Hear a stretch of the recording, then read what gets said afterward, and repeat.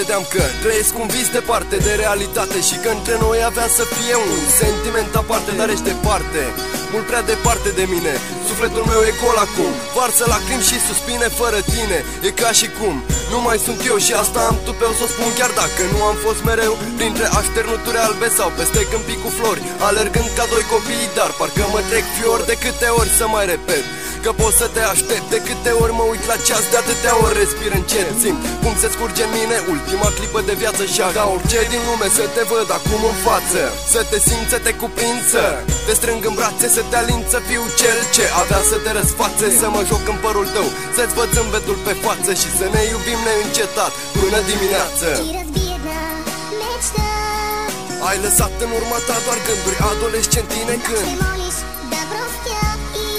ai plecat din viața mea și ai separat două destine, dar nu mai pot ține ascuns sufletul după cortine și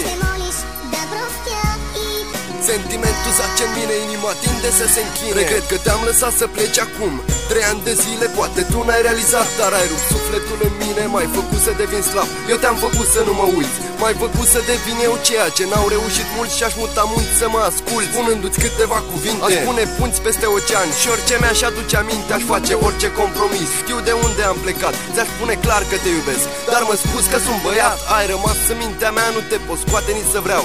A rămas amintirea doi copii ce se iubeau și credeau că nimeni nu se-i despartă, dansau râzând în ploaie, n-aveau să știe cu o relație poate declanșa războaie. De-aia pun pe foaie lângă vers o lacrimă, de-aia încerc să țin într-un cocon de piatră o inimă, dar fiecare gând al meu ce ajunge la tine în zbor e ca o daltă de diamant ce sparge încet acest cocon. Ai lăsat în urma ta doar gânduri adolescentine când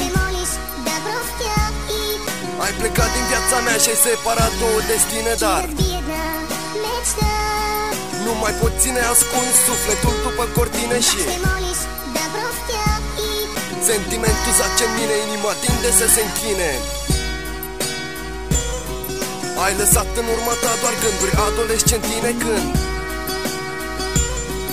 ai plecat din viața mea și ai separat două destine, dar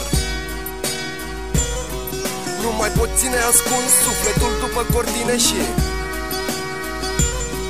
sentimentul zace în mine, inima tinde să se închine.